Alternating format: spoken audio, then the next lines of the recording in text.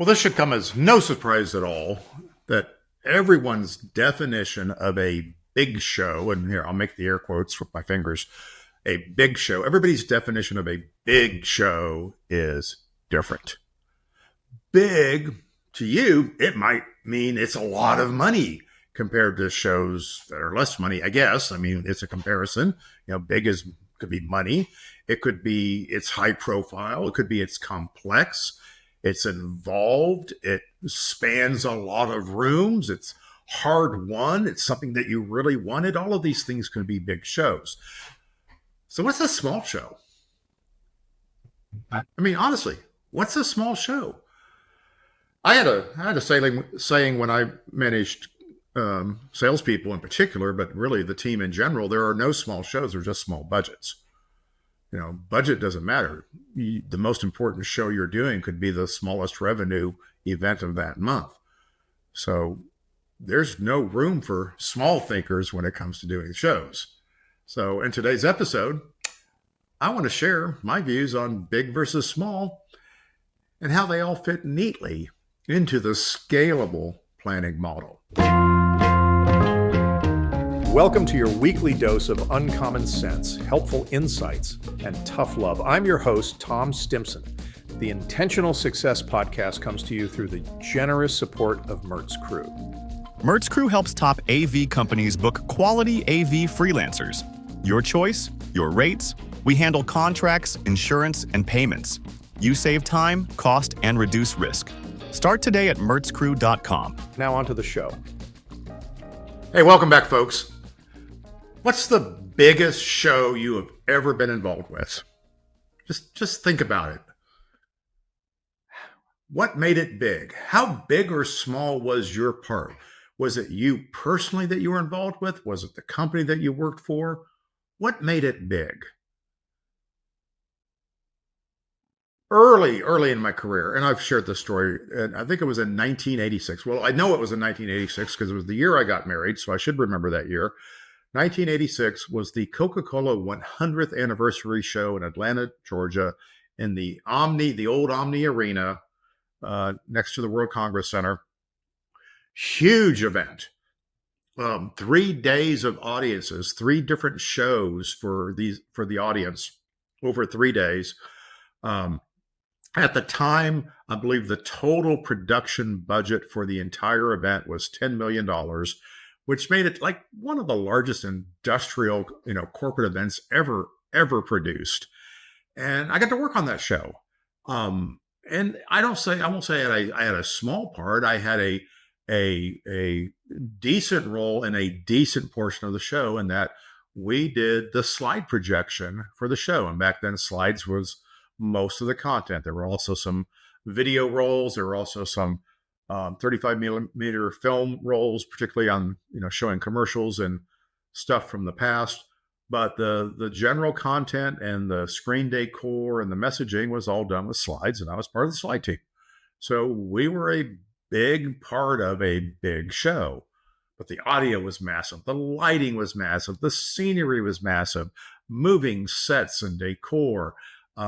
Miniaturized trucks and delivery vehicles driving through the audience up on the stage, hundreds and hundreds of chorus singers and dancers, talent made up. It was unbelievable event. It was a huge show. Now, there was one company on there had a very small part, and I bring it up because it was the one AV company that was there, and it was a local AV company. And they got the intercom contract, and they provided the intercom for the entire show. It was like 72 drops of Clearcom, maybe on 4 channels, as complicated as you could get in the day back then. And of course, miles and miles and miles of cable because there was no wireless comm in those days. And so, I guarantee you on that technician, he was actually a salesperson acting as a technician, on his resume he was part of the biggest show ever produced in North America. So good for him. Now, how big is the biggest show you've ever been involved with? Sometimes when I look at freelancer resumes and they list all the companies they've done work for, like, IBM and CompuCom and, big data system companies and Prudential. And I realized, no, they didn't do, they worked on a job that IBM was the end client on, and 3 or 4 contractors down, and there somebody hired a camera operator, and now IBM's on this guy's resume, but he's never actually worked directly for IBM. So, what makes a big show? Do you have to work direct? Does it matter? Or is what makes a big show have to do with, well, how complicated it is? What triggers complication in your business?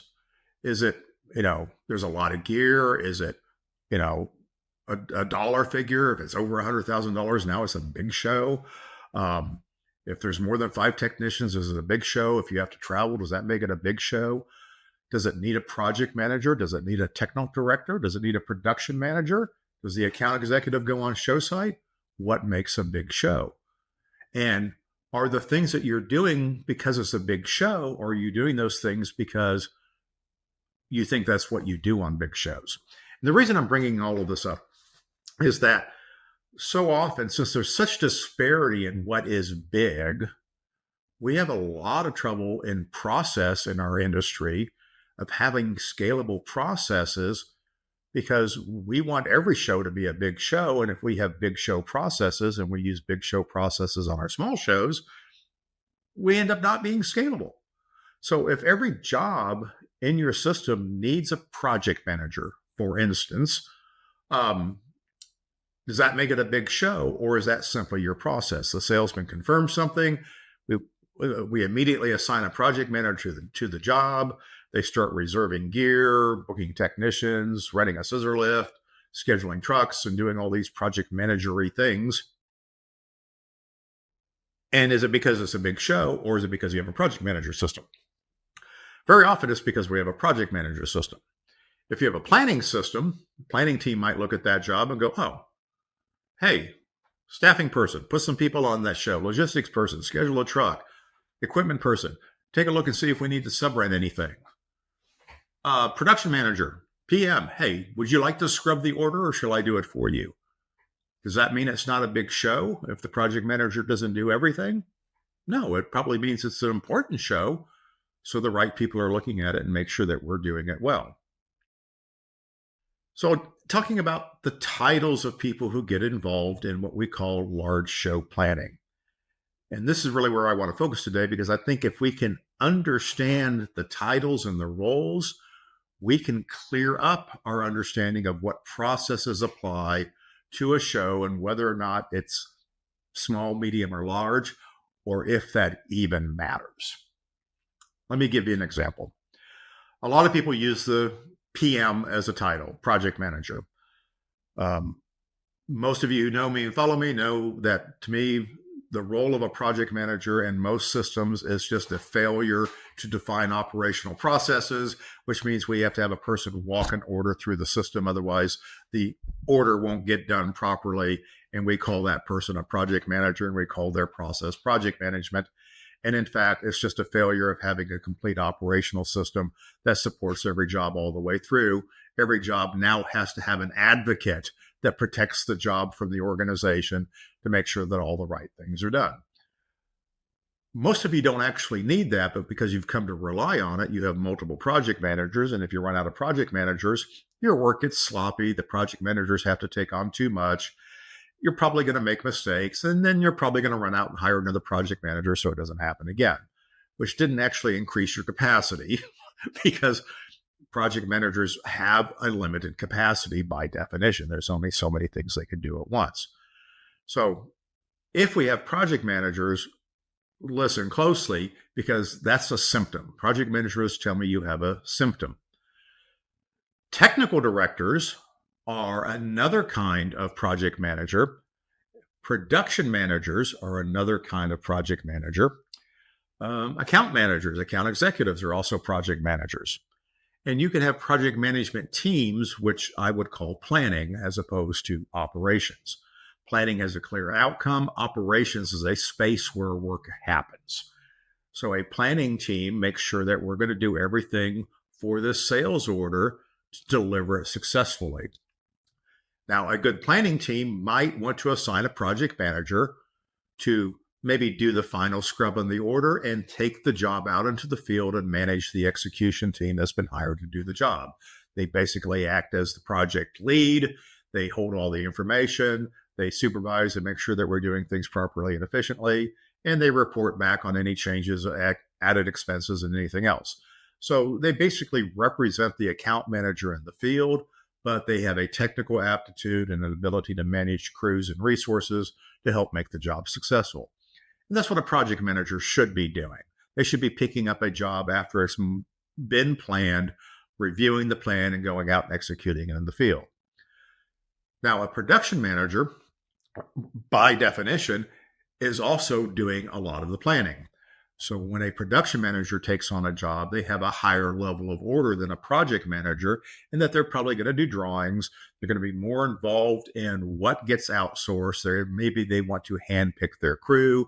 They want to select which moving lights go on the job, or they want to get with the lighting designer and negotiate, the lighting and the rigging and the audio points, and all those things. They want to work with scenic and projection to make sure that the screens fit. So they're managing a lot of moving parts on this, and so they get deeply involved in the project.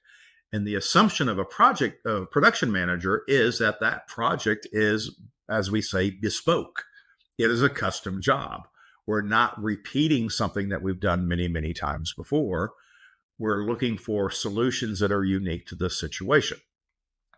Now, I tend to argue that we don't have a lot of bespoke shows, or if we do, we're creating custom where custom is not needed, where there are simply stock elements being used, and maybe a custom touch here or there, or an unusual application of of stock solutions, and we're calling it custom. A production manager is certainly appropriate there because we're coordinating multiple pieces. We have a lot of information to communicate, and we are responsible to a budget, and they may be involved earlier in the process. However, just like with the traditional project manager that takes the job over as soon as it's confirmed, a production manager is also redundant in many cases to the planning process. So a production manager in a scalable organization uses the planning team as part of their resources and submits orders. I need to place an order for labor. I need to place an order for travel. I need to place an order for subrented equipment or specialty equipment. I need to place an order for drawings, right? There's a lot of things they could do. They can do some of these things themselves, but ultimately they have a planning team behind them that supports the things that the planning team is already set up to do. So the production manager can continue to work on the higher level of orders of their project. And technical directors are another tool that we see.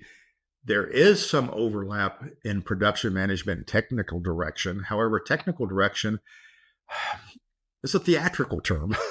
I was a theatrical technical director in my past life, and a technical director is somebody who takes the design and takes the design parameters and then designs the inputs that create the outputs. So I would take a scenic design and I would design how the scenery would be built and finished. I would take the lighting design and design how the lighting plot would be affected. The lighting designers may tell me what instruments they want. They may tell me where they think they go, but there's a lot more technical elements that need to be involved in that and trying to fit it around scenery and other things. And that's what technical directors do. They take highly complex events and define them so that individual departments can execute. So technical directors and department heads often work hand in hand, and this is important to understand. So how is that different from a production manager? A technical director is not really needed after the job is designed technically. They might need to go out on job site, but a good technical director is just going to hand the design to the production manager and say, here, go execute this.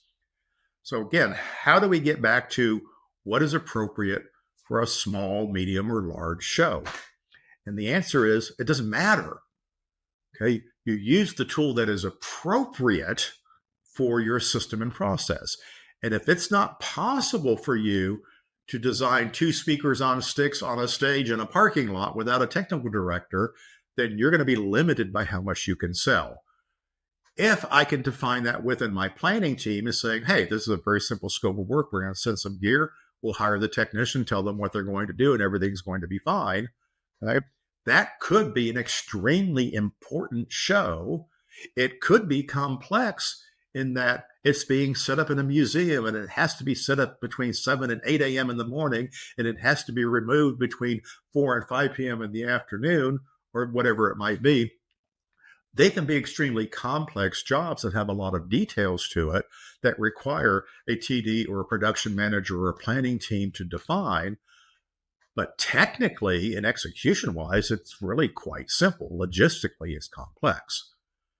So I don't know if I'm really trying to solve a problem here, except I'm trying to elevate the language that we use to think about what is a big job. And what does a big job really need? And a big job does not need to reinvent the wheel. And we don't need people on our team whose job is to reinvent the wheel. We first want to apply standards. I built scenery for years. You know what a scenic flat is? It's sticks and canvas, or it's sticks and a hard surface. It's not complicated. There are standard building construction protocols that we use for these things. Just like when you're building a house, okay, or building a shed. Okay, there are standard things that we use. Is your technical director designing standard solutions to fit complex problems, which would make them successful and what any good TD should do? And is your production manager ready to apply that and educate and lead the team to apply that correctly for the job? And if you don't need that, can a project manager do that? If you don't need that, can a lead tech do that? Can each individual department head be responsible for their piece of it and communicate collectively to the client? How complex is the show? It's as complex as you make it. Don't let your system make it complex. Let your system make it simple. Planning makes it simple. When complexity exists, you add to planning rather than remove planning from the process. I think that's my message today. Thanks for listening.